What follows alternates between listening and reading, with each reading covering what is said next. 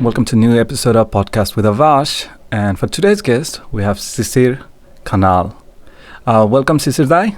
Welcome to my podcast show. Thank you, Abbas. Oh, Look forward to talking to you. definitely. For all the people who don't know about you, can you please give me a little bit brief introduction of yourself? These days, I like to call myself an entrepreneur. I've been part of small startups since my college day in the US. Mm-hmm. Almost always worked for startup organization as interns in college and back in Nepal when I returned about 8 years back. We started an education initiative called Teach For Nepal, uh, through which we have been working in education. Very recently, in between lockdown, with a few friends, I started a logistic delivery company, and I'm in the process of launching a sort of policy research and governance related organization where we'll mobilize young people to work in governments across Nepal. Oh, that's amazing. You have like a lot of portfolio in your background.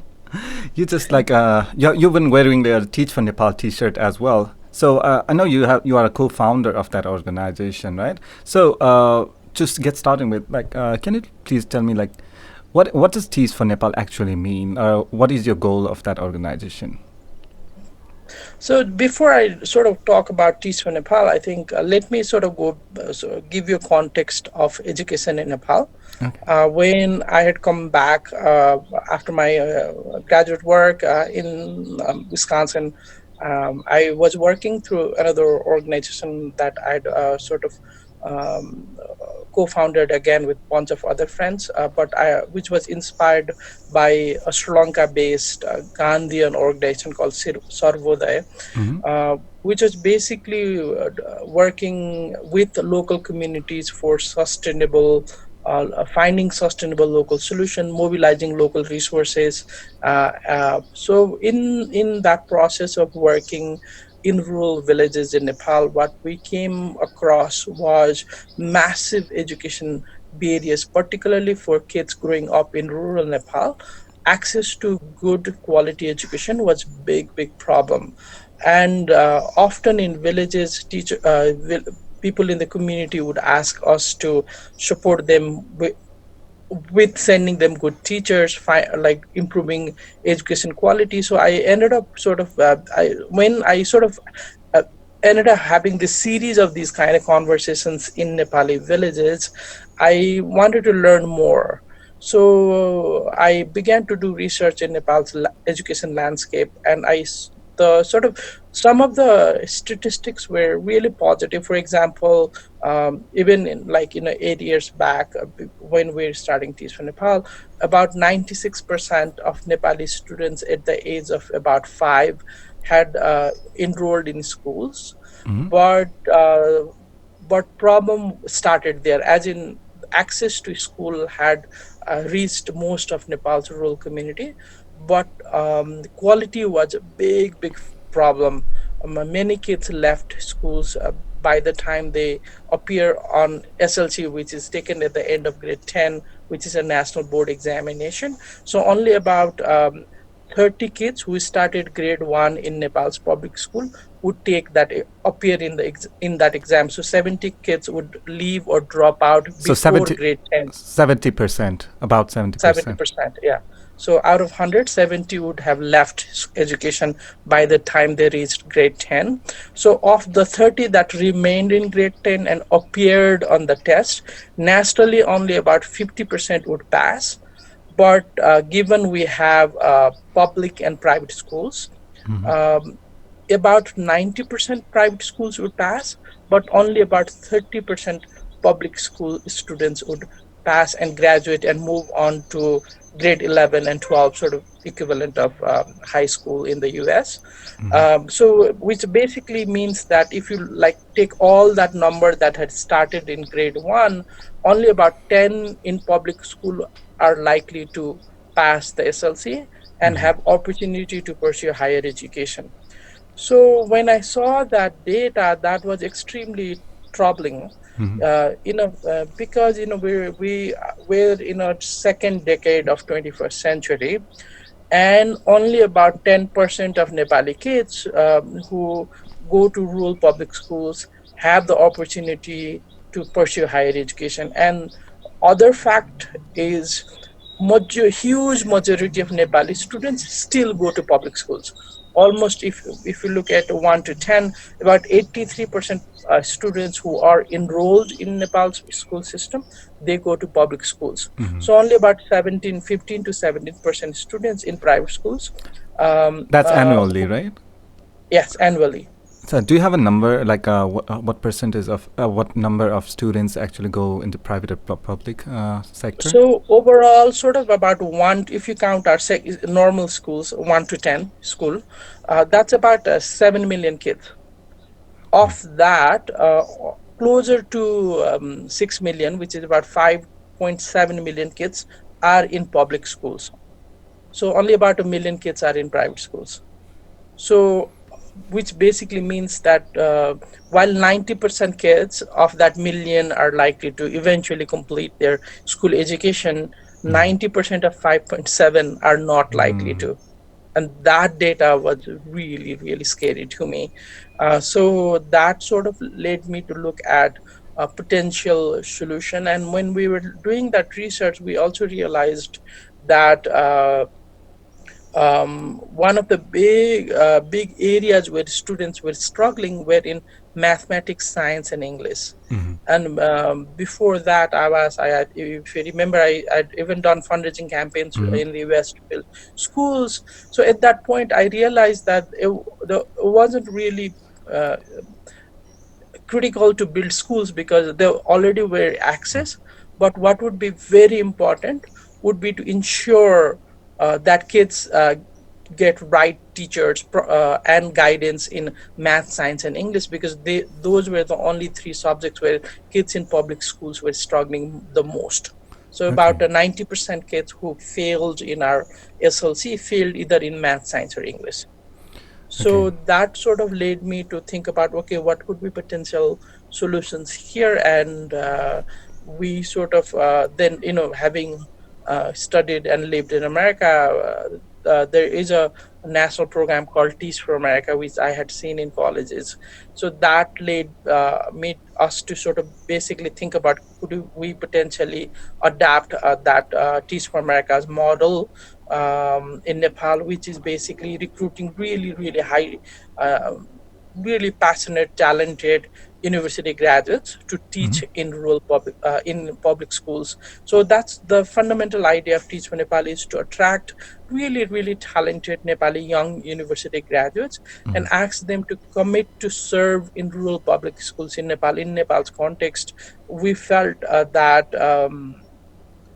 In As you know, like if you do really well in SLC, our parents tell us to sort of study sciences or study business management, so that we can pursue career eventually as a Mm-hmm. doctors or engineers or bankers, or in business sector. But we are not necessarily encouraged to study either education or liberal arts and other sort of related fields. But if all kids, pretty much all kids, are struggling in math, science, and English, and if the people who already have acumen to teach or have mastery of these contents are never going to into Mm-hmm. teaching profession, then we would never solve problems. So from that perspective, we decided to ask really, really talented young people who have not necessarily thought of ever teaching, Okay. who have gone and pursued their degrees in engineering, in business school, in social sciences. We asked them to commit to teach for 2 years. And that's the core of Teach for Nepal, is to recruit young university graduates and young professionals who are really talented but may not have thought teaching as their profession. We Mm-hmm. ask them, we recruit them, and we train them and send them to teach in rural public school for 2 years. And they teach sort of a middle to high school by US sort of standards, between grade 6 and 10 kids in Okay. Nepal. and they teach math, science, and English. So basically, from what I understand is, as we know, like everybody once they graduate and they go, like once any students are in the level of being able to understand the 10th grade more, like after you graduate and have understanding of junior level or like until 10th grade of education, your resource of all that knowledge can be better be used to spread amongst the people who can't like who are not getting those kind of education. So your basic concept is try to get those resources who are like who graduated and trying to find people who are finding job or in their own domain, like wherever they are, and trying to grasp those all those knowledge and all those individuals, bring them to well needed sector of like a public where the students don't even have good educations and there's a high dropout rate, and there's a lot of really bad teachers who are educating in the bad education for the regular standard that we need. You are basically connecting those dots. You're building the bridges. Right, exactly. So basically, we have these young talents who could potentially be really inspirational teachers and mentors to young students in rural communities. And there are millions, almost 6 million Nepali kids who are in public schools across the country, but have not found right guidance, mentorship, whether inside the classroom or outside the Okay, classroom. so And we basically connect that. Yes. okay, yes. So when did you start like this program? Our first, we sort of did all the preparatory work in 2012, and recruited, trained, and placed our first cohort in 2013. Okay, so like how many teachers like say like as you said, the staggering number of the students that needs education is like 5 million or so every year, but like there's a definitely big opportunity of a lot of teachers, but like from your side, like how many teachers have you had a chance to bring into the program? Uh, we At this point we had placed about 400 over the last 7-8 cycle, and they work in about 65 schools in about 7 different districts, and we teach about 10,000 children every single day. So around 10,000. So you can just see like 400 teachers is a staggering number. Like for you to being able to bring those number of teachers is absolutely, like, I don't know, that's a big achievement. But you can just see like how much the gap there is in need of like there's have you ever thought of like what would be a number that would be like perfect for those 5 million teachers to serve all of the community, all of the students of like 5 million who are in desperate need of a better educator? What is an ideal solution beside, I think whatever you're doing is really marvelous, but I don't think it's not, definitely not enough to bring out everybody. What do you think is how can you expand on it? Like, would this program be expandable to all those students, or something else is needed? Right. This is a question that keeps us awake a lot, right? That's that because when we talk about closer to 6 million kids, and we're talking about 35,000 schools, of that, about 30, closer to 30,000 are public schools. There are about 200,000 teachers across these schools. And even then, there is about 60,000 teacher shortage in Nepal right now. Mm. So the kind of number that we have to hit is just too massive, and not necessarily, I don't think it would be possible for a non-profit initiative like ours to ever like fully meet. If we purely looked at the numbers, like if you purely looked at 35,000 schools, that means that, I mean, if we left private schools, which is about 6,000, that still leaves about closer to 30,000 public schools. So if we were to only have one person teaching in each of the schools, that's like we would have to put 30,000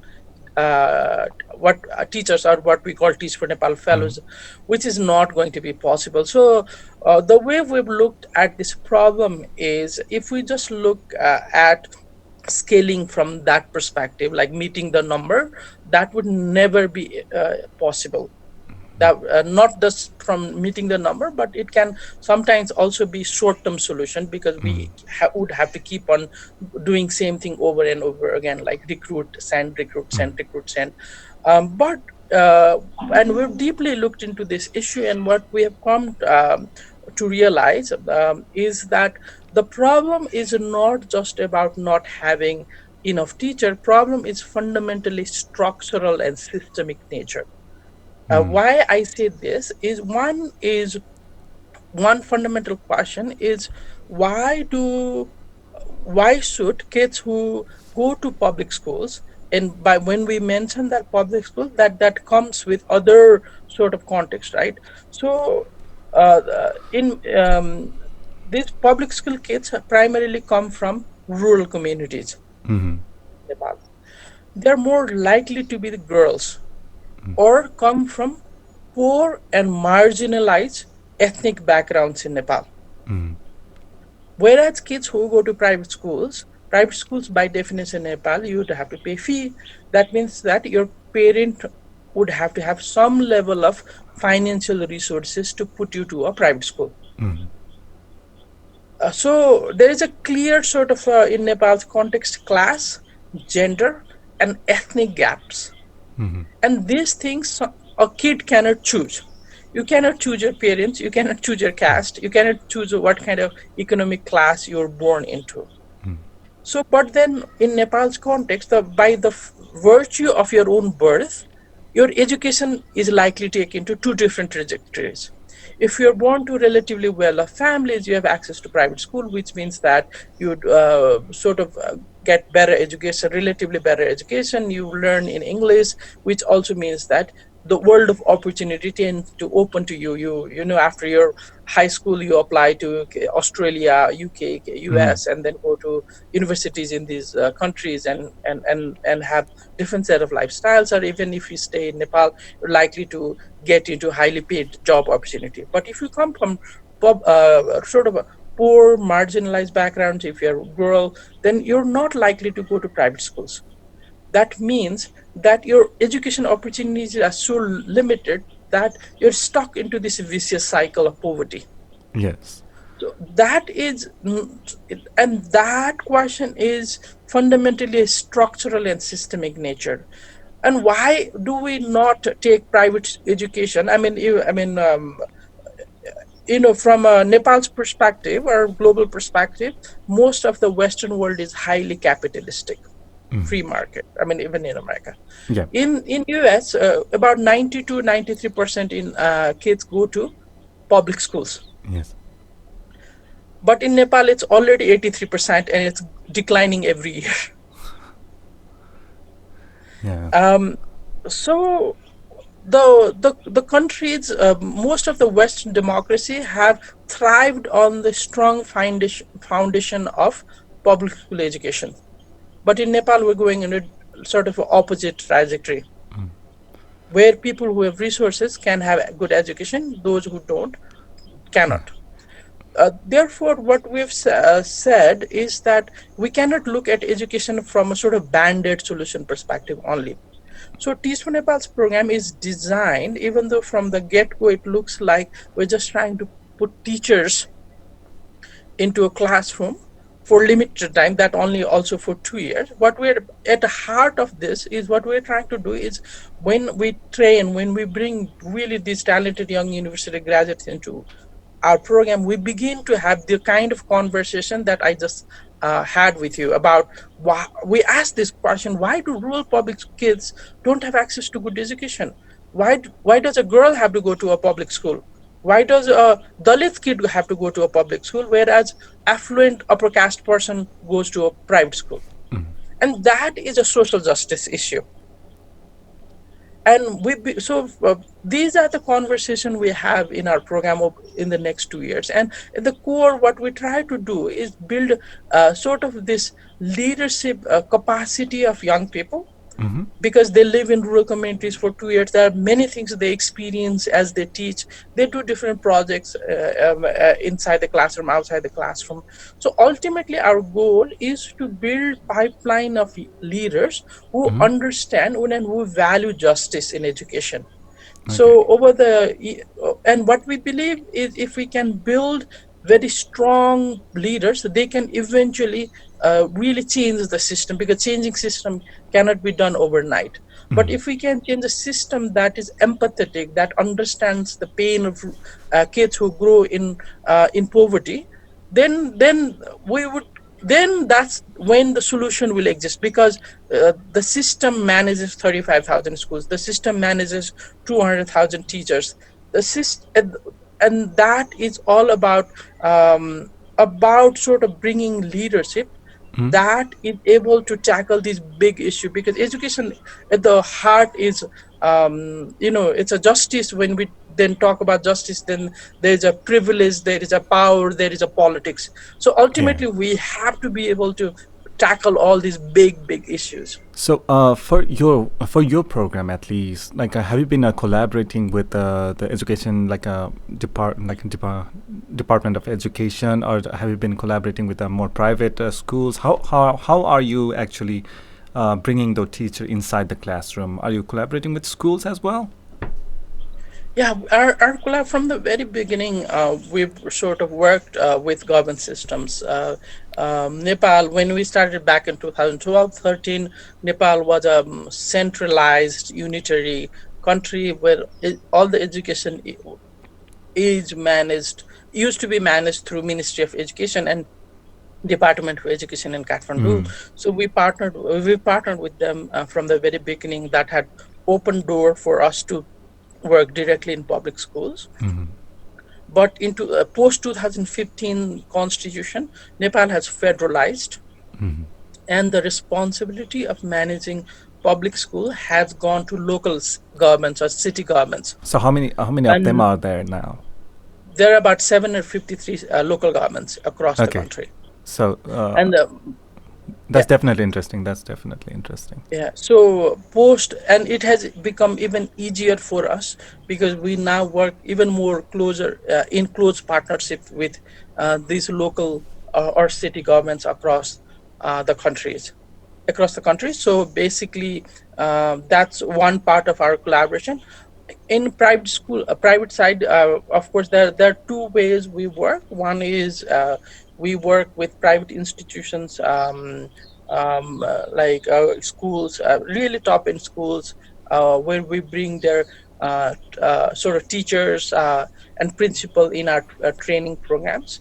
Mm-hmm. We also collaborate with institutions, I mean, like Kathmandu University, for teachers training. But over the time, we've also built our own internal capacity to do most of the things that we need to do.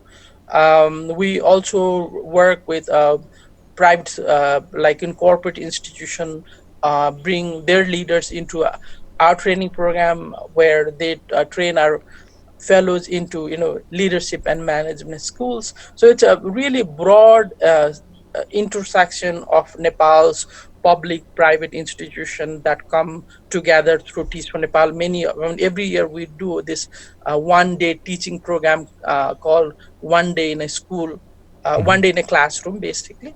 And we have ambassadors, the CEOs of big, like banks, corporate institution, celebrities, editors of national medias, all of them Mm-hmm. go and experience what does it like what does it look like in for our kids in public school. What does it look like for Teach for Nepal fellows who live in these communities for 2 years? They spend sometimes overnight and teach a day in these rural public schools. So we try to like to call ourselves as a movement, Teach for Nepal Mm-hmm. movement, where we bring hundreds of people, just not our own, like teaching fellows, Teach for Nepal fellows, our staff, but a lot of other people in the idea of sort of strengthening public school Like education. basically educating the people who are capable to do something and have no idea about what is actually going on in the villages with the whatever the students have to go through.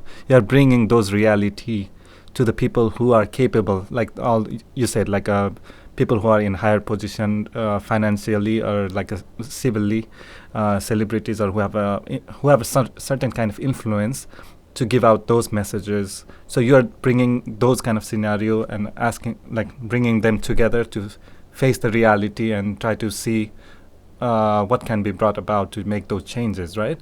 So that's more like a Exactly. education system for the students, but also for the regular life people, like who are in position to be able to help to. You are giving them education so that they can voluntarily be able to join as with you as a partner to help those in your objective. Right, exactly. That's because we, again, just to re-stress, we think that shifting, ensuring access to education, I mean, good education to all children, about 6 million children in Nepal, would cannot be done by just putting in a few hundred teachers in a classroom, as I said, because the need is so big. Therefore, we need everybody, with regardless of their place, position, authority, to seriously work towards improving education landscape in Nepal. Therefore, we really try to bring as many people as possible. Okay, so let's go to the basic question. Like I had a conversation recently with Dr. Luzendroza, like in our recent podcast, and we've been basically talking really bad about like our education system based from what we feel, because I went to private school, you probably have went to private school as well, he did too, and we were like, this is not good, this is not good, but we were thinking on basis of we went to a private school and all the lackluster, all the punishments and all the motivation, what you say is like a good education system in Nepal, we were bashing on those, but compared to those, like the education system in the villages are far really low quality in that sense, because as you said, the dropout rate and the exact education, once they pass, what they receive after they get out of school is definitely really I would say it's not up to par with other students from around the world. It's really, you don't become as much knowledgeable as you should have once you get that grade up. So for like just talking with you as an educator, leaving the that 90% almost aside, for those 10%, like whatever we have that educated system, I want to go into that little bit system. Even that 10% of education system, do you think that is a good model for rest of the, like whatever we say, like the rest of the students, those are underprivileged, should be going towards that, or is there even a better system so that everybody, like the 10% or the rest of 90%, can eventually get grasped with to be a better like scholar, like whatever their capabilities are? Right. That's another dimension of Nepal's education, right? I mean, when I represent Teach For Nepal, and when I talk about our work in public schools, that's where there's a basic mastery of content that one should learn in classroom is missing. But then when we come to private schools, then that, and then within private space, there's a bunch of schools in Nepal, right? There are extremely high end, almost international quality schools in Nepal.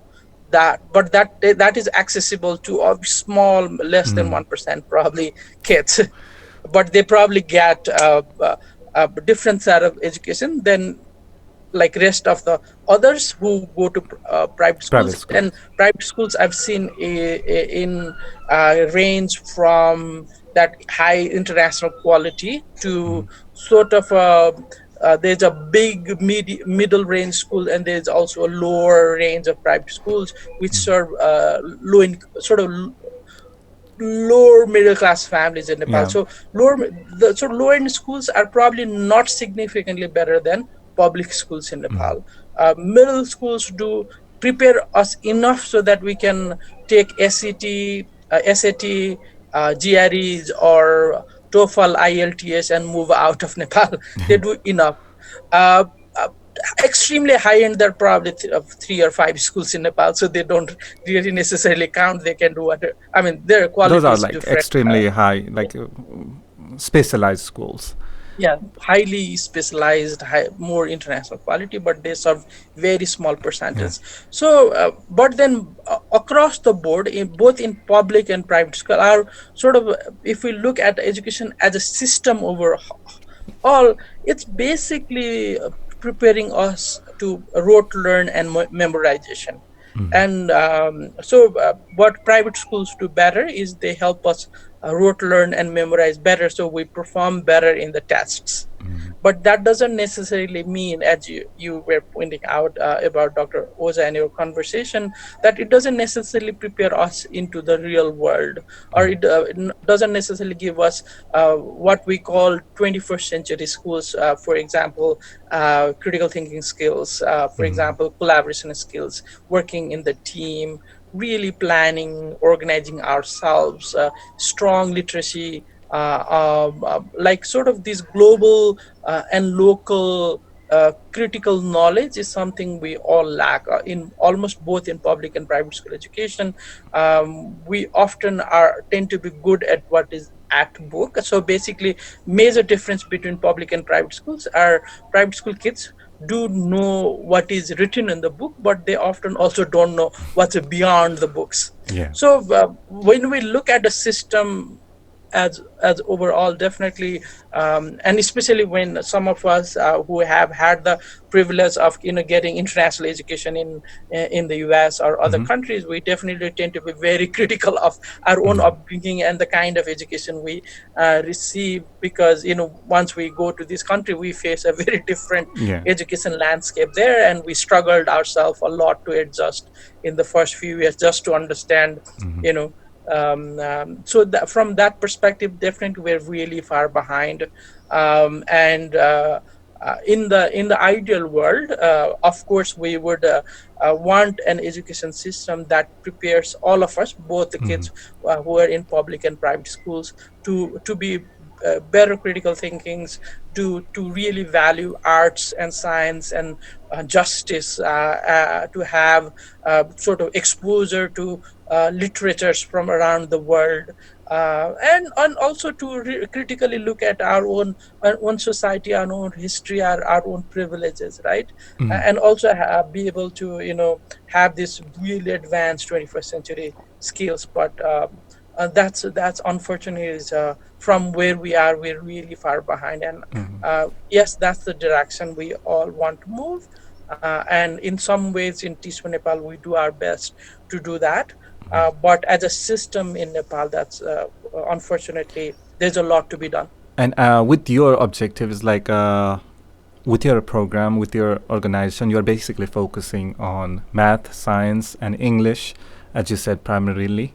And like, I want you to now really explain to me, like, I really don't know how bad the situations are, because I have my family members who teach in public school too, and I know there's some stories, and they try really hard. Like, they were probably way better than my private school teachers, and because I took lessons from them because as a tutoring, and they were really good. But not all public school teachers, the teachers themselves has some problem, in especially in the villages.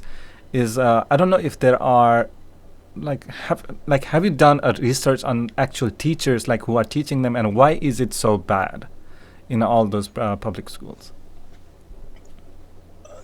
That's that has multiple factors that influences our teachers. So quality, if you look at quality of education, we did a research. I've been working as advisor to a mayor Mm. in Tulsipur Dang, about in western Nepal, about 450 kilometers west from here, which is a sub-metropolitan, which Nepal government has categorized that region as sub-metropolitan city by Nepal standard. It's sort of Mm.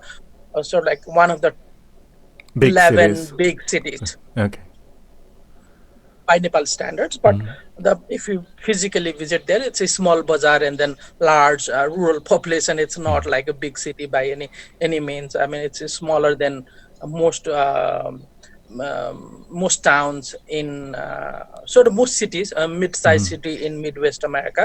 Mm. It's sort of it's about 150,000 people who live in a large sort of big rural communities across that region. Mm. But by Nepal government standards, it's one of the top 11 sort of cities. Mm.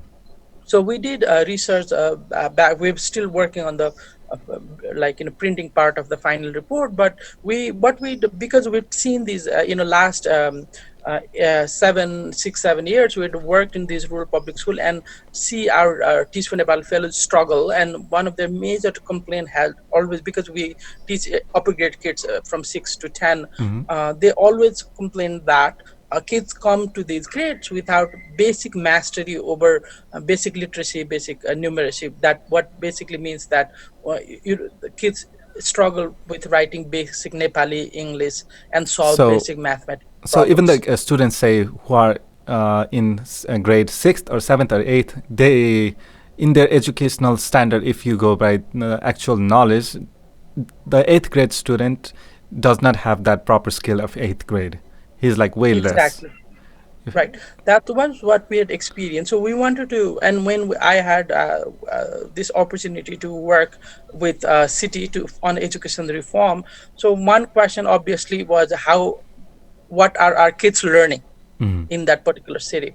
So we did a basic what we call a literacy and numeracy survey. So which basically includes alphabets, koha mm, gaga abcd, words, sentences, basic story, and responding to a basic paragraph comprehension knowledge. mm, It was benchmarked at Nepal's grade 3 level curriculum.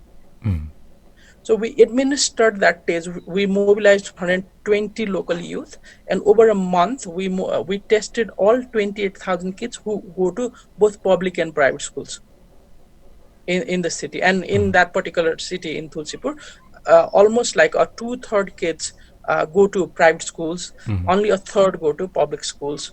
But a number of schools are fairly close, like about 70 each, both on public and private schools. When we did that test, we found out that on average, only about 20% kids, we tested kids, all kids from grade 1 to 8 Mm, at a grade 3 standard, mm. but only 20% kids on average could solve a division problem. Only in public school, Till only eighth 3 grade. point till 8th grade. That's a big problem. Exactly. Only 3.5% kids were able to read a grade 3 standard comprehension and answered that question. 3.5%. Hmm. So that's the scary part, right? So kids are in grade 8, Mm, but majority of them can't speak, write a grade 3 level English. Similar with the mathematics or basic, I mean, mm, basic foundational elements, your subtraction, your divisions and multiplications. mm. So that's the problem, is that even though kids are sort of in different age group and different grade levels, their mastery of content is really really really low.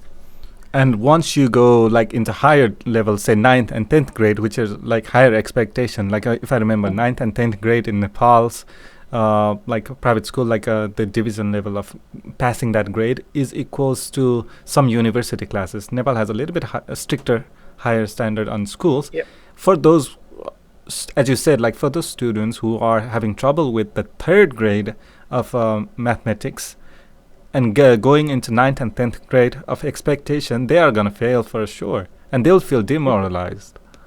Absolutely. That's why kids leave the Yeah. school. The massive dropout rate is because kids feel that, I mean, what's the point of going to school if I don't know anything? Mm. That's one major reason why kids leave school, because they feel demoralized, Moralized. and at Yeah. the same time they also feel that they're not really learning at the school. So the problem again is, the teacher quality. Public school has a sort of wide range of teacher quality. They're really talented, committed teachers who've been trained really well, but vast majority of teachers. Recently, there was a to enter a public school education in sort of historically, you would have to study education in your university or Mm-hmm. plus two level in Nepal, right? So after your SLC, we Mm-hmm. choose our sort of majors. Mm. And So what happens is that because of our socio-cultural expectation, if you did distinction and first division, you're obviously asked to take sciences, and then Yeah. in the worst case management, so that Yeah, even I fell eventually to that trap. exactly all of us did. Yeah. Right. So then after science, then ideally we are asked to pursue careers in either medicine or engineering, or largely what we call technical fields. Mm. But um, if a kid didn't really want to go to sciences, uh, other alternative that has emerged that is acceptable to our parents is going to business schools. Anything low Humanities, is arts, not. humanities comes in the bottom last, where people are like, Yeah. you are not smart enough for this, so at least go to get a degree in arts and humanities. And Human. Exactly. that's a like a thinking in the city level, but that's Yeah. not even the reality for the students in the villages. They are like, basically you don't even get to pass the 10th grade. Right. So below that humanities and other is education, right? So if you That's like teaching, right? That's teaching. yeah. So yeah. To so you if so you enter I mean, oftentimes that's the only choice, because you Mhm. cannot enter anything else. So you end up choosing education. So often that's the only choice it's available to rural high schools, 11, Mhm. 12. So from that, the way we've designed our sort of system, basically cultural social expectation, right? अरू केही गर्न आएन अनि पढाउने भन्ने छ नि त. Yeah. So from that perspective, if you can do anything, then you can be a teacher. From that mindset, we have opened education faculties uh, to only to necessary by cultural expectation to individuals who are not necessarily have attained strong mastery of content themselves. Yeah, this is like For basically what we talked. What this is like hitting up the nail in basically what we talked with Dr. Oza is was like, I told him like, this is the way our system, educational system, has been built is like, once you students go past like 10th to go on passing high school and get your grade from even from 10th grade or 8th grade and higher, it's like you are smart, you are okay, you're not so smart, and you're a dumbass. Like, our education system grades you by your grade, and you are made to choose what you want to be all the way from pretty much high school. I have to choose, like, I want to be a science or I want to go into management. Our brain has not been developed. Like, I remember my own personal experiences. Like, I went into science thinking like, oh, I got good enough grades. I want to be, who would study management? That was how I thought, like, in that time of phase. And then when I went to science, my mind changed. Like, I'm not being able to like memorize all of the formulas and so on. And then I moved to accounting, and I loved it. And then that's what I was like, what do I judge myself is like, am I too stupid to learn science, or am I smart enough to learn this? And that's when the whole society thinks that way too, is some people who are smarter, who are gets grade, go like learn, go into high expensive college, get scholarship, go abroad. They're the smart people. And people who don't get good grades, they go into business or so on. That's like, okay. And then rest of the people who don't fit into those, like a trap box of science management, those who need exact brain function to be active in those program and degrees, they're like stupid. That's basically our perception, is like that. I would not say stupid, but they're like incapable of that. So you go teach, be an educator. And that's the whole trouble, is like, once the society gives perception like whoever teaches are stupid, even the smart or the brightest like people from those science and like higher education, even from management or even from teaching field, they don't think teaching is a good profession. And from the way I feel your expression is, like, you don't get good teacher because nobody wants to be a good teacher. And that's what I think you are trying to change, right? Right, exactly. That's the because we. I mean, again, the your personal experience is.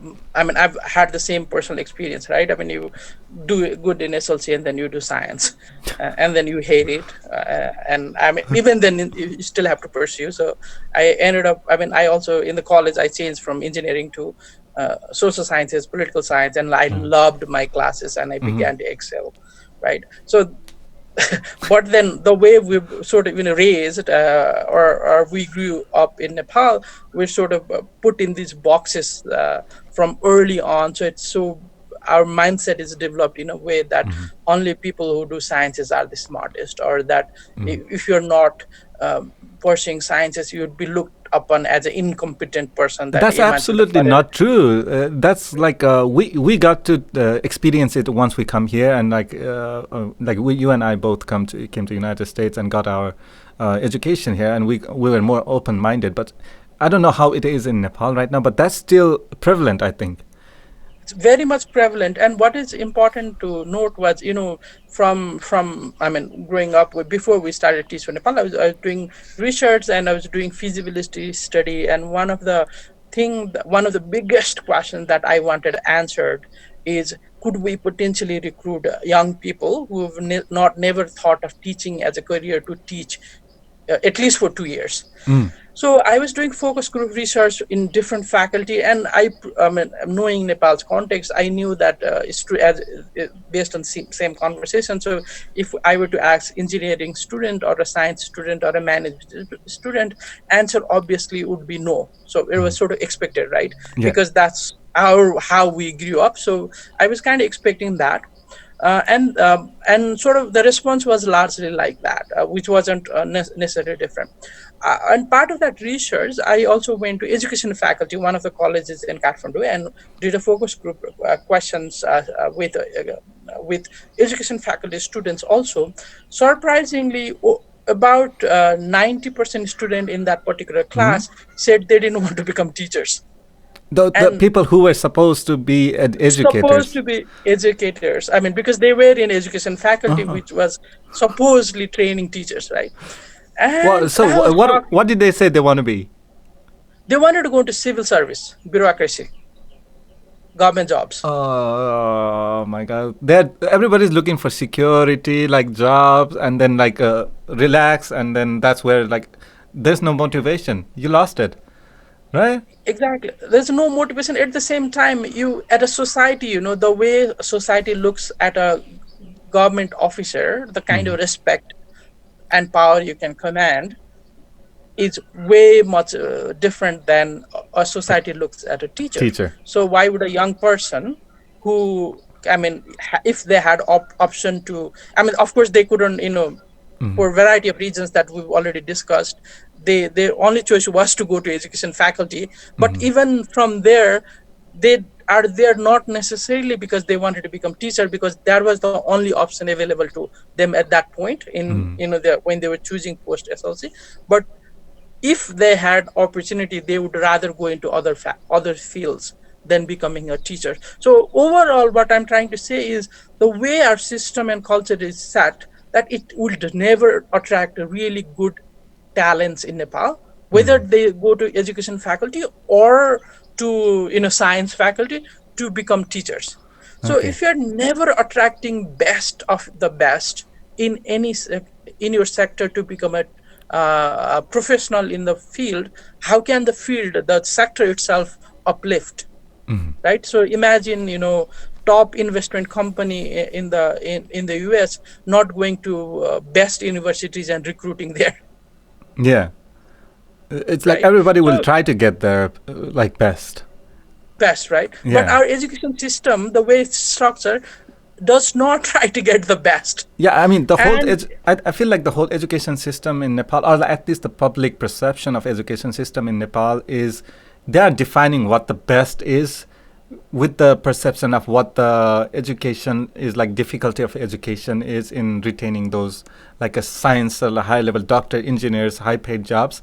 And they are thinking that is the best because that is the best education compared to say a doctor here and say a civil servant or any person job holding say a veterinarian, and that's still a doctor, but let's say an educator, a high school teacher, a third grade teacher, a doctor and a third grade teacher, for us both are same.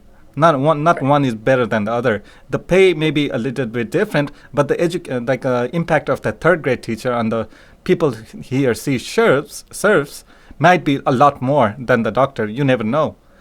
Like that's the thing, is like everybody holding any position in the society, anything at all, doing serving people, doing whatever they can do the best, holds their own ground. It's not just a doctor and engineers. And like to tell, just to tell the truth, in India, let's say, I know like I had a lot of Indian friends who are like the exactly in the same situation. There's like engineers are their main goal. Once you get out of the education system, you have to be an engineer.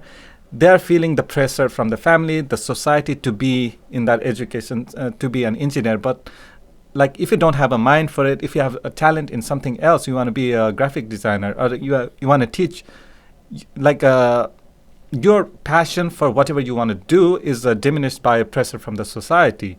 And the greatest teacher might be doing a doctor on without feeling a passion for it right now. And maybe there's a big option for like, how are you actually convincing the teachers? Now I'm like more curious about it. So from when we that so when I realized that nobody wanted teachers, even including students in education colleges. So that became as a big challenge to us, and then we began to sort of uh, not try to strongly brand Teach for Nepal around teaching, Hmm. but around leadership and social change, and which we are. I mean, that's what we're trying to do fundamentally, because as I said, the issue of uh, it's not just about a kid passing, getting more numbers. It's ultimately about justice, right? Mm. If there's such a big other factors that influences kids life outcome, then it is a social justice mission. So we began to frame our conversation more around um, need for, I mean, similar, I mean, would have similar. Why does a science graduate always have to be an engineer, or Mm. why can't an engineer go and teach? What's wrong about teaching? So again, we had these, I mean, we talk to thousands, maybe 5,000, 10,000 students a year across colleges in Nepal. We do big events with students, and we try to build this the kind of conversation you and I are having Mm. over the last 1 hour. Basically, this is the conversation we have with young students. We bring other people, as I said, from other sectors. Mm. We talk to media about this fundamental issue again and again, so that we try to build this, sort of mindset that it's okay. Mm. It's not necessarily just okay, but it's one of the best jobs that you can ever do as young graduate, to come at least teach for 2 years. Because So. as you were mentioning earlier, a third grade teacher can probably have much bigger impact Mm. than an engineer or a doctor, if you're not doing with passion and commitment. Mm. So uh, so we uh, it, it's not easy. I thought, like, after a couple of years it'll be easier, but the challenge has stayed the same, in terms of like bringing more and more young people to Mm. do this. But So. we've definitely grown over the years. Yeah. But we are also becoming more successful, and more young people now, many young people get to hear us from their first year in college, and several tell me when I meet them, oh, I've been wanting to do this from my early years in college, because I heard of Teach For Nepal. So it's definitely building up. And so basically, tell me, like, say, if any of our audience wants to be involved with you, or wanted to be teaching, say, can you give me a brief criteria of who are like you recruiting as a teacher to teach in Nepal? Is it like only based in Nepal, or is it like people who can come from abroad as well? Does it have to be Nepali, or like any nationals? What is your criteria of like who can come and teach, and what are you expecting of them? To broadly, anyone with bachelor's degree can apply, but when I say anyone, it does have to be Nepali or person of Nepali origin, because one is for the legal reason. It's a 2 years. It's not a short-term voluntary work. It's a 2 years of full-time commitment, and there's a legal, because we have to work in public schools. That means that we're working directly with government of Nepal. So there's a legal visa-related legal challenges. That's that restricts us from taking non-Nepali nationals for the most part. However, we have and we do have what we call NRNs, right? I mean, Nepal descendant of Nepali parents who have either moved as a kid to America, for example, or were born there, wanted to spend 2 years, at least 2 years teaching in Nepal. We do have young people like that who have come from other countries, especially Nepali, but has to be a Nepali person. And what is it expected? Like, is it paid or is it more like a voluntary, or like how? What are the total expenses? How would they actually manage those? We provide stipend, sort of a living stipend, like by rural Nepal community, which is about, which we provide about 19,000 Nepali rupees, which is enough for one person to stay in rural communities, because that's actually oftentimes our fellows tend to save more than I do because in villages there isn't a place you can really spend your money on. You're basically, surviving there. I mean, often you don't really pay rent. We Teach for Nepal team, local community arranges for our fellows to stay. So you're only, buying for your food and stuff. So that's not a lot of expenses. So we provide about a stipend, which is about half of what full-time teacher in Nepal would get. We also provide other support in terms of training, transportation allowance, work-related transportation allowance. So it's not entirely like, you don't have to. It would be too hard for a young person to not have any money for 2 years. Yeah. But we also don't pay it. It's sort of it is a voluntary, so therefore we provide stipend. Yeah, so I mean, you do need just be having a passion and coming and dropping off. Like, I want to teach doesn't mean like you got to survive too. So I'm glad Yeah. you're taking care of those matter, and basically you are anybody who is doing that is giving their 2 years of their lives, trying to teach, and then they'll learn themselves too, like everything about like having a life in there. So it's not just Yep. about giving up; it's about also about taking in what you can take. Yeah, it's such a huge opportunity to learn about self, about Nepal's rural community, about education system. There's a lot of discussion, discourse, interaction, and training. So what happens is every year we take application between July and sort of first week of December. So application is on Teach for Nepal's website. Anyone, again, with a bachelor's degree and commitment to teach for in rural community for 2 years can apply. Okay, Then can they you go just give through me a website right now? it's teachfornepal.org. Okay, awesome. I'll put that in the description as well. So once prospective candidates or prospective fellows apply, they go through a selection process. There's a application, there's a interview, and there's a activity based selection. So there's a 3 stages of selection, and then once you make out through that selection process, our selection rate is about 78% at the max. It has been as low as 4%. So it ranges from anywhere, depending on the application volume, anywhere between 4 to 10% at the best. So So it's why is very. it like so low? I mean, are there like not qualified teachers applying, or is it just something you have more application because of how the popularity is gaining? It's both. One, we have a lot of applications. We tend to have anywhere between 1,000 to 2,000 application, and our capacity right now is like about 70 a cohort. So that's one factor. Second is quality, especially because majority of our applicant pool do come are graduates of Nepali schools and university, and the kind of quality we're looking for, unfortunately, is very difficult to find, even when the volume is high. So it's a mixture of both. Yeah. And then once you we select, they go through 6 weeks of residential, very very sort of boot camp type, Intensive training. uh, intensive training. Yeah. And then only then once the person graduates that, we place them in public schools. Our school year starts in mid-April, Boisak with the Nepali New Year. So a person starts working in mid-April, and every quarter there are 4 days of further leadership and training workshop that happens throughout the 2 years. Okay. So it's And so, designed.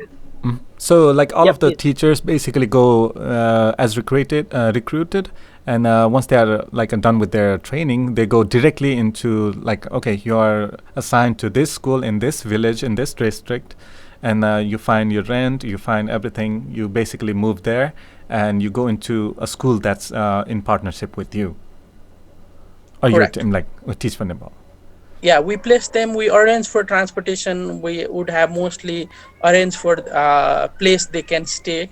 They would not have to go and find a place to stay themselves. So pretty much everything is taken care Yeah. of until that point. Only once they begin to stay in the village, they can figure out, because they can build their own relationship and figure that out. But until that point, everything is taken care of. Okay. No, that's really interesting. Like, at least you started 8 years ago, and Yeah. things has turned out pretty good. I think you've figured out a lot of problems, and as you said, you're still facing more. So, what has been like most significant?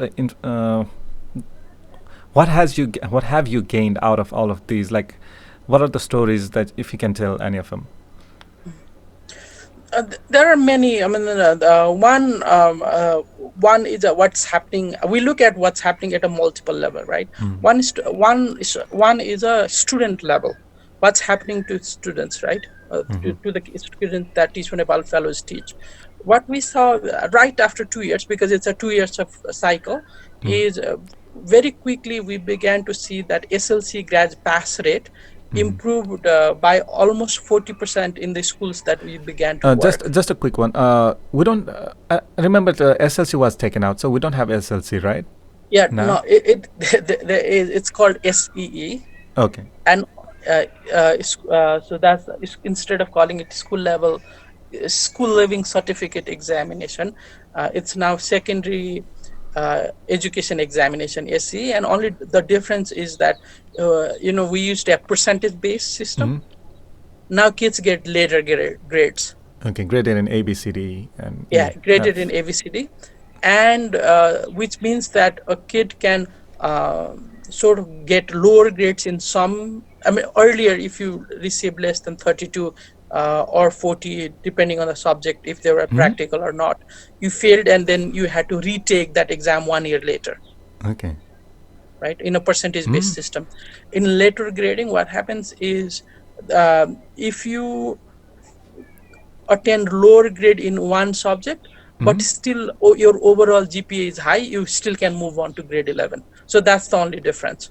The exam Okay. still happens broadly, like at the same time, and all that. Yeah, I kind of like this one because just imagining if you failed a class and have to give it a next year, like you would not remember anything at all, and the class is going to be failed more often, and that's just that was a horrible way of the way Right. education system was set.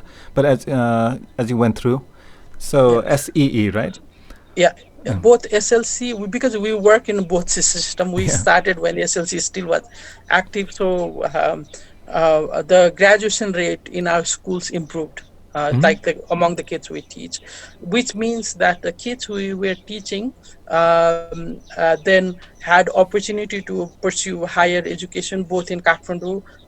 Any given time, there are maybe 60 kids that Teach for Nepal fellows have taught are in really good private schools, colleges in Kathmandu, pursuing higher education. Over the last almost 4 or 5 years, we've had uh, 1, 2, or 3 public school students who have gone on to find scholarship in international high school. And now there are three Mm. girls who come from really poor, marginalized background, uh, pursuing college in America on full scholarships. Okay, that's In amazing.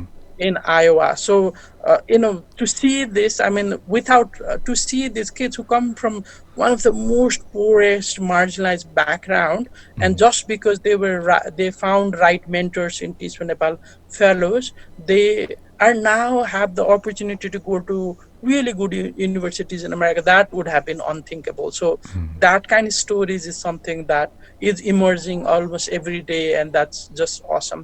Second set of story that emerges in Teach For Nepal is, um, again, how we were discussing about how education system boxes us, right? There's an Yeah. engineer, you have to be this. So we're recruiting these kind of young people, and other factors we've not really discussed is, for really these bright young people who could do well in Nepal, there is a big push factor to go abroad.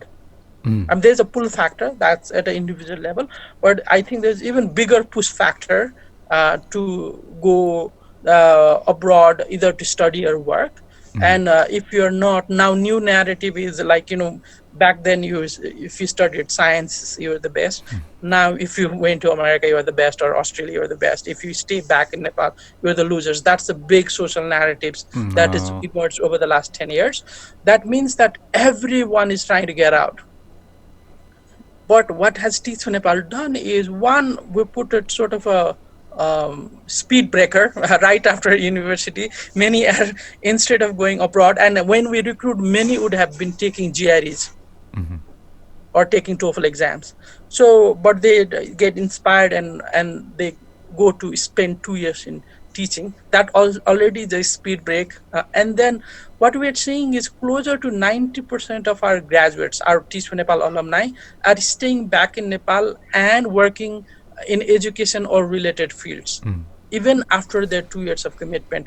So our alumni is one of the biggest stories that is emerging, and we think in next 10 years you will hear that young people who are starting really innovative social enterprises, young people who are Mm. really making impact, they would have come from Teach For Nepal program. That's amazing. Like That that's we're a beginning to see that already. So yeah. our alumni now run 5 public schools in Kathmandu. The public schools that were about to be closed because there were no students, Mm. that has been now are being in the process of turning around.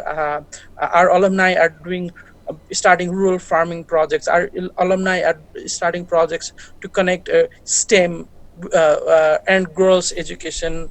So there are several these tiny little enterprises that our alumni are leading at this point. So they're small, under the radar, Mm. but in 10 years time I can see that some of these initiatives will go big, Yeah. and I'm. that would have probably even bigger impact than Teach For Nepal is able to have now.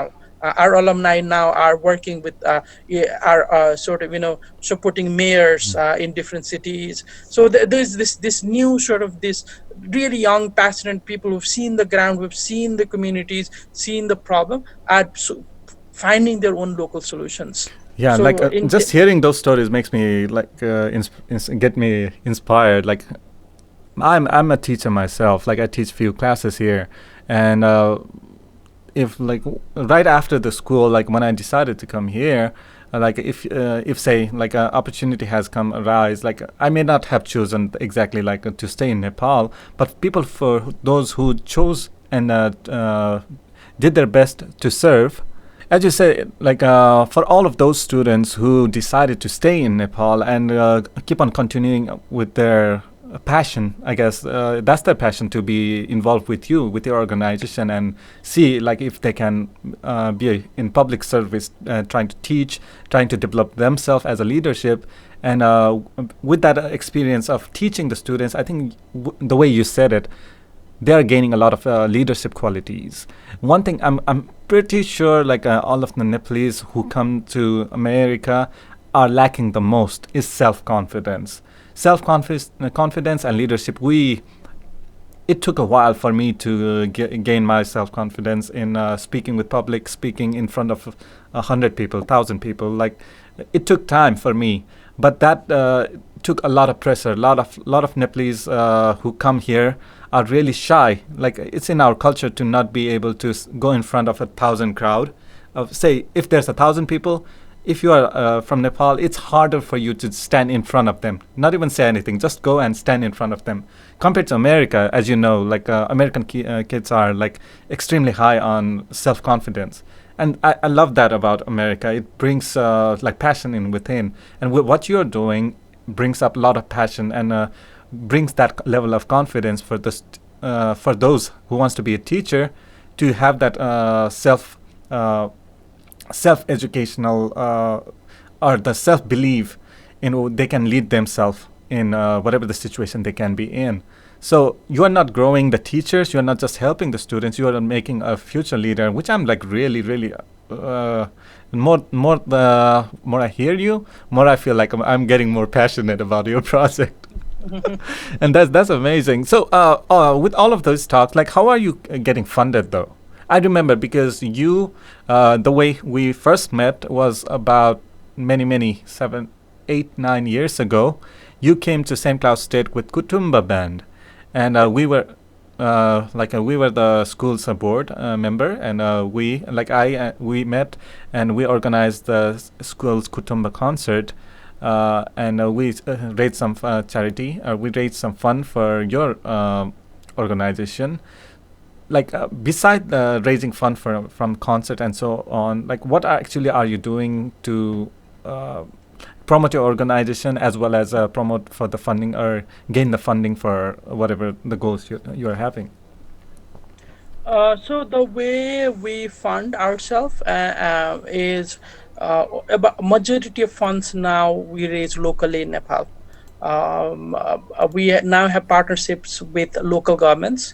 So city governments that I was mentioning before, Mm-hmm. they provide some support to work in their regions. One part of funding is that.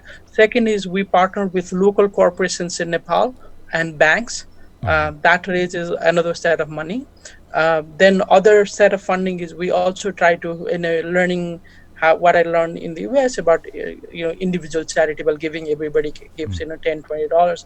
We also try to do similar campaign in Nepal, asking 1,000, 2,000, or 5,000 rupees a month, so people in Nepal can also donate to us, even individuals, not just big. Like if you have 1,000 rupees, spare 1,000 rupees that you could save from not going to cafe every day, that you can donate to Teach for Nepal. We also do events. Every year we do walkathon events. We also invite people outside of Nepal to come and trek every day and raise money. Part of like the marathon type challenge we do with a Everest base camp trek. So people raise $5,000. Part of that money goes to the expense, but part of that raise stays with Tisfunebal's work. So that's one set of work. Second is through Nepali diaspora abroad and some international foundations. So one of the thing I'm trying to really work hard I've been trying to work hard over the last couple of years is to try to build a network of Nepali diaspora who are in the US to support us. It costs us about closer to $5,000 a year to recruit, to train for these young future leaders, to provide them with the stipend and other support. It costs us about $5,000. So we're asking Nepali communities to take on sponsoring one or two teachers. Like $5,000, $10,000 a year commitment. Nepal Rising in Seattle has been doing that for last few years. One other sort of angle is trying to get Nepali diaspora involved in our work, and third definitely is foundations in the US and other countries who can provide us with the grants. Okay, so can you give me a exact? Do you have a donation link or any website that people, if they want to, can go and have that information? Yeah, they can go to again Teach for Nepal's website, www.teachfornepal.org, and then click on donate link. Okay, that's helps out a and lot of and people. and, and the US it is tax deductible. Okay, that's interesting. So, with all of these, like whatever you are saying and whatever is happening, your whole organization, I feel like that's such an important step in placing, at least doing your part in trying to help out all of those students who are basically about to fail their student, like fail their school. And once you fail their school, just for the people who don't have a general idea, like once you fail the schools in the villages, the kids are basically manual labor. They have to go into manual labor. The technicality jobs are such a limited. Manual labor are not fun. Like, can you describe me, like, what are the what are the actual options for students who actually go to school and not go to school? Like, do you have any like examples of what actually is the life? Because that is something still I like having trying to know about the condition in Nepal. Still, I cannot grasp it. If you look at a macro perspective, not take a very micro individual Yeah. perspective, if you take a macro perspective in Nepal, primarily I think it's coming down to two trends in Nepal right now. Mm. One is, as I was mentioning, some of us we went to private school, had access to good education, could speak, do well in English, passed our SLCs well, either studied plus two or bachelor's in Nepal or India. Immediate, either after plus two, we Mm. apply to go abroad, or after bachelor's, we go to abroad, and and then go to America, Australia, UK for the most part, and few European countries and Japan. That is probably sort of a section of Nepal's population, and that's increasing by thousands every year. But that's sort of but that represents a section of Nepal society by economic and education privileges. Mm.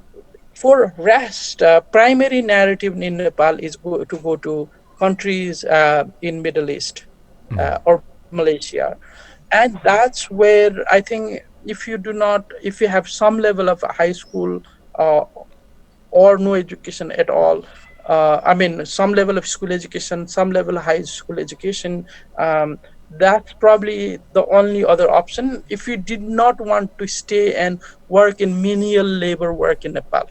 Mm.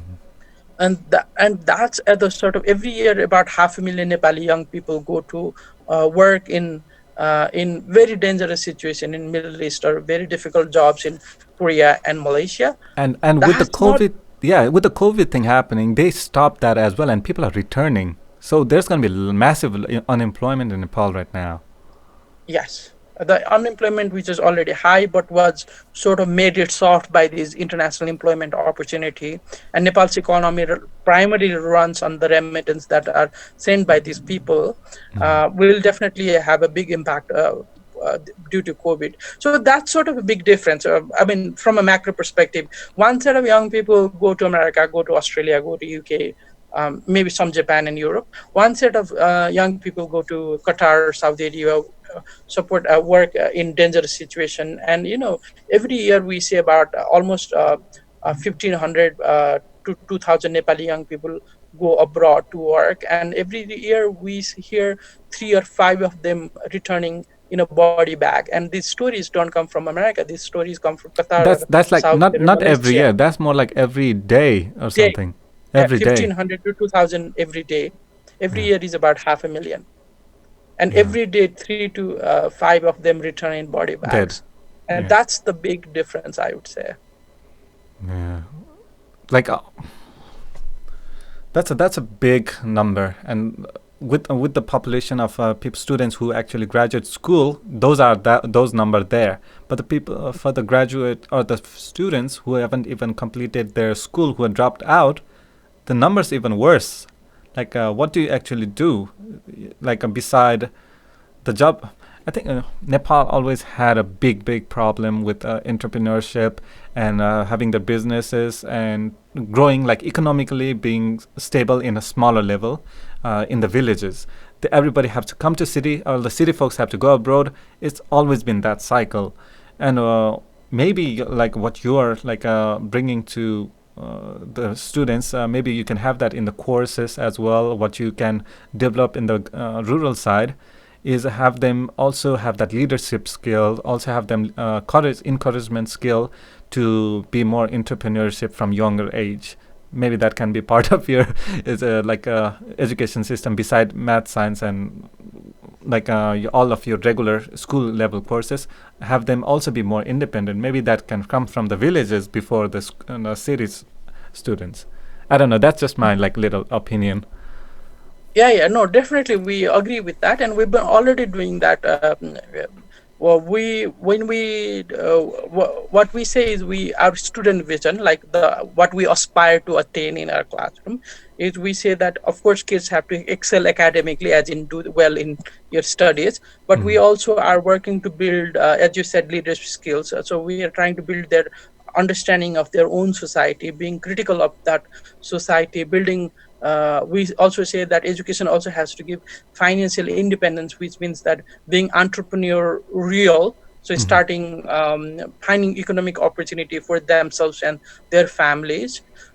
We also talk about resilience, like once for kids in public school, they face many setbacks in life, and instead of giving up, like building their capacity to rise up despite all the barriers they face. We also talk about like understanding and appreciating diversity and critical thinking. So that these are the elements that goes into our classroom, not as a part of a regular lesson, or because our program is designed in a way to attract young people from many different backgrounds. So some go into teaching after they have completed engineering, some come from law schools or business schools or social science schools. So that means that they can sort of use their academic trainings into doing projects in Nepal. Like some of the engineering graduates can do a project around robotics.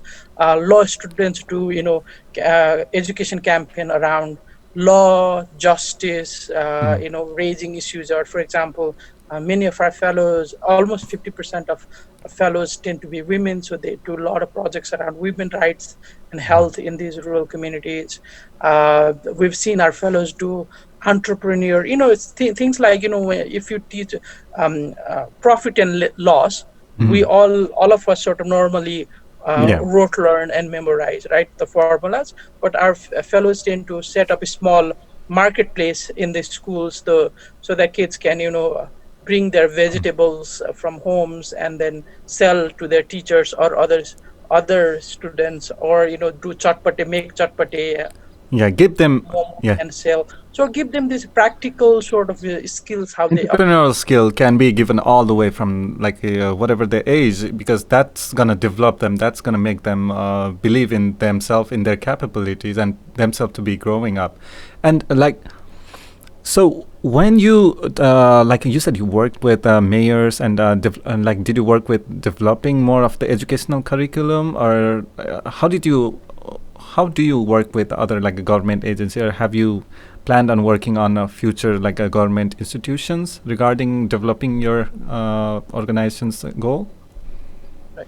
Through basically through all this experience, one of the things I've come to feel is that it's just important, but also it's even further, other way to engage young people would be to bring them into our public system itself, like into government. Now that local government, this city, 753 city governments are primarily the responsible entity for managing public schools. And we see that in many of these rural city governments, there's a big dearth of quality human resources. Uh, what we're trying to do now through this new initiative that I was talking earlier, very early in part of my introduction, called Niti Sala, is we're trying to bring Teach For Nepal alumni who work in villages to work with mayors and education office in these local governments, so that we can bring experience of working in classroom for 2 years and then advise them on making education policies, doing teachers training, building local curriculum, so that if Teach For Nepal fellows are in few schools, but if we can help build their institutional capacity of governments, then Mm. we can be all in all schools. That's how we, the problem is scaling Mm. that we discussed. Is that's how, if in Tulsipur Dang, for example, Teach For Nepal fellows are in about 9 schools, but when I and Teach For Nepal alumni are doing this survey, we're doing surveys of 28,000 schools students, Mm. right? When we're making education policy recommendation that would impact all teachers and schools. So Mm. that's the way now next sort of approach that we're trying to pilot and work, is to Mm. bring these young people to work in governments directly also. A lot of times, whenever the government has done anything at all in past, or even this goes around the world, is government, whenever they make a decision, it kind of impacts everybody.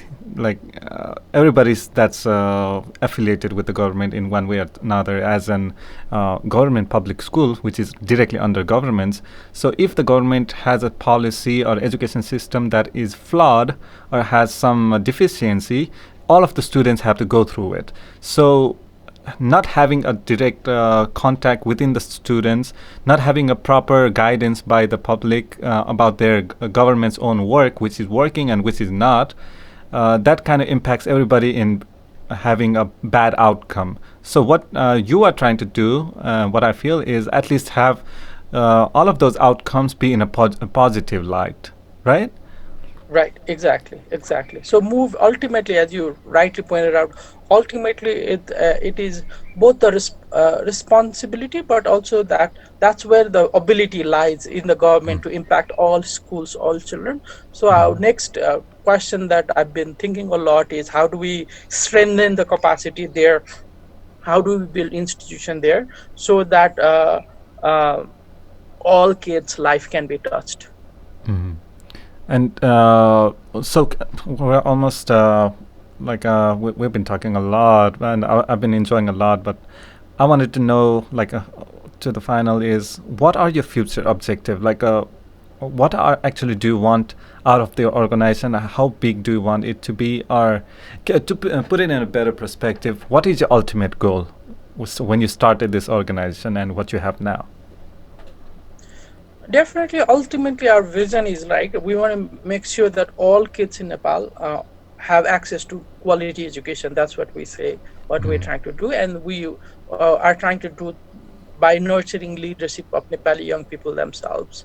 So, sort of at the heart of what we believe is, ultimately it is in us Nepali people to Mm. figure out problems to our solution, and solutions can not be found in boardrooms, but solutions should and uh, can be looked at from ground up, from the Mm. schools, from the institutions in these rural communities. So that's why we bring young people to stay, live, learn in these communities. So to we are in a we feel that we're in a path. Mm. We've started this journey, and we're on a right path of seeing the impact at the student and our fellows level. We are on that path. But next question, and Teach For Nepal will sort of continue to do this work to bring more and more. I mean, over by 2030, we'll have perhaps about 2 to 3 thousand young people who've gone through our program, and if we continue to sort of see about 80-90% staying in Nepal, that's like, about 2000 really tried young people staying in Nepal doing different work in social justice and education. That's the direction and vision that we're working towards. And That's one part of what we've been doing, and we'll continuously do that through Teach for Nepal. And now, sort of new trajectory I'm trying to take personally in my own leadership journey is to trying to figure out how, like through my learning of last 7-8 years, I've seen the challenges of schools, which are Mm. government institution at the lowest level. But over the last 2 years, working with the mayor, advising in a local government capacity, I'm also beginning to see that problem is not just at the school level. Problem is much bigger than that. Problem is at the institutional level. The Mm. dysfunctionality that we would see in a classroom and a school, actually also exist in public systems. So if we cannot figure out a way to create a better accountability structure, better performance systems, better management structure, then the system will continue to exist in current form.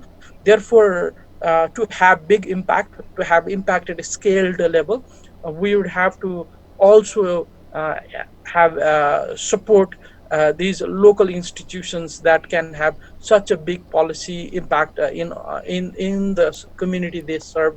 So next sort of path I'm trying to explore is to strengthen the capacity of local governments and work with them to have much bigger impact than we've Okay. had over the last 8 years. Yeah, that's a lot of things in your plate or in your hand, and you've been doing a wonderful job. Like I've been hearing, I've been following your page and all of the students and all of the photos of the recruit, all the teachers and faces of the students. That's brings out a lot of positivity for everybody. We like I myself am in the other part of the world, and I'm looking at you, and you're doing your all of your whatever you are working on inspires me to be a better teacher, or to look at the teaching itself as such an important job. And you bringing in all of, like hundreds of teachers and giving them hope and opportunity to work and change the lives of younger students from like rural part of villages in Nepal. That's a great deed you're doing, and I'd really appreciate you talking with me and giving a little information and little background on your organization, what you've been doing up to. And I want to thank you a lot for your work, and hope like there will be a lot more to come. And wishing you nothing but the success. Thank you, Abbas. It was good talking to you. Definitely good connecting you back with you again after years. All the success with your podcast. Really appreciate all the audience listeners who have taken their time out of their busy schedule to be here with us to listen to our work. Thank you so much. Thank you so much. I hope you have a great day, and good luck for all of your teachers and all of your students.